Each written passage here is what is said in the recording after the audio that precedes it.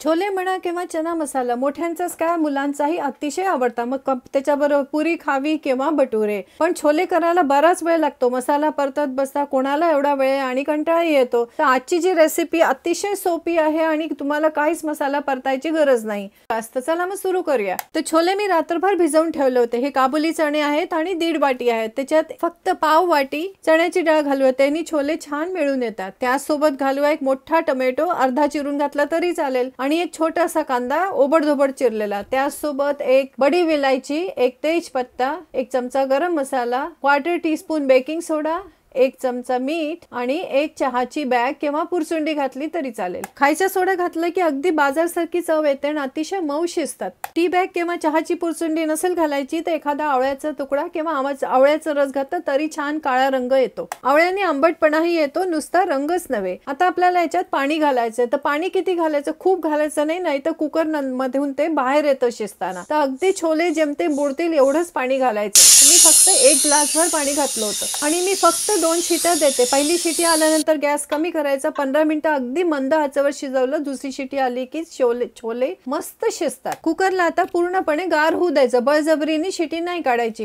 हे बघा, आपले छोले अतिशय उत्तम प्रकारे शिजलेले आहेत। आता याच्यात काम झालेल्या वस्तू काढून टाकायच्या, म्हणजे तेजपान, बडी इलायची किंवा काळी इलायची, त्याच्यानंतर टोमॅटोचं सालही काढून घ्यायचं आणि जर टी बॅग घातली असेल तर तीही काढायची। यांचं काम आता पूर्णपणे झालंय। आता आपण डावानी थोडेसे छोले असे घोटून घ्यायचे, म्हणजे दाबून त्याचा लगदा करायचा। थोडेसेच करायचे, कारण आपण चण्याची डाळ पण घातली आहे, त्याच्यामुळे अशी मस्तपैकी ग्रेव्ही तयार होते। आता आपण म्हटलं होतं सुरुवातीला की बिना मसाला परतता छोले होणार आहेत, तर त्याच्यासाठी आपण करणार आहोत एक मस्तपैकी फोडणी। तर तेल चांगलं तापलं की त्याच्यामध्ये चमचाभर जिरे, 2-3 हिरव्या मिरच्या किंवा जास्ती आवडत असतील तर किसलेले लांब लांब किसलेले आले, आणि हे थोडंसं परतून घ्यायचं, म्हणजे मिरची आणि आल्याचा तेलामध्ये वास उतरेल। आता छोल्याची लज्जत आणखीन वाढवायसाठी त्याच्यात घालूया बाकीचे मसाले। 1 चमचा पंजाबी गरम मसाला, 1 चमचा आमचूर पावडर, 1 चमचा कसुरी मेथी, 2 चमचा धन्याची पावडर आणि भरपूर हिंग, आणि सर्वात शेवटी वितळलेलं तूप, याने अतिशय सुंदर चव येते। आता ही फोडणी आपण छोल्यावर ओतून घ्यायची। आलं मिरची तळून झाल्यानंतर गॅस अगदी बारीक करायचा, म्हणजे पावडर मसाले हे जळणार नाही, त्याची मात्र खबरदारी घ्यायची। आता ही फोडणी छोल्यावर घातली की मस्तपैकी हलवून घ्यायचं, आणि आता आपण याच्यात घालूया पाणी। त्याच्यात मी 2 कप पाणी घातलेलं आहे आणि फोडणीच्या भांड्यात पण पाणी घालून सगळी निपटी चिपटी करून घेतली, वाया नाही घालवायचं। पाणी किती घालायचं हे तुम्ही ठरवायचं, जर भाताबरोबर खायचं असेल तर जास्ती घालायचं, नाहीतर असं सरभरीत छोले हे छान लागतात। पाणी घातल्यानंतर एक दणकून वाफ आली की गॅस बंद करायचा, आणि मग चव मात्र बघायची, जर थोडंसं आंबट किंवा मीठ कमी जास्ती असेल तर ते आपल्याला करता येतं। हे छोले दुसऱ्या दिवशी अजून छान लागतात। आता हे आपले लज्जतदार झटपट तयार होणारे चना मसाला किंवा छोले तयार आहेत। पुरी किंवा भटुरे बरोबर हे अप्रतिम लागतात। तुम्हाला जर लसूण आवडत असेल तर शिजताना कांद्यासोबत लसूणही घालू शकता, आणि जर बिना कांदा लसणीचे करायचे असेल तर दोन्हीही वगळलं तरीही हे खूपच सुंदर लागतात। फक्त तिखट, मीठ, गरम मसाला याचं प्रमाण मात्र बरोबर असायला हवं। रेसिपी आवडली असेल तर लाईक शेअर जरूर करा। आपण लवकरच भेटू।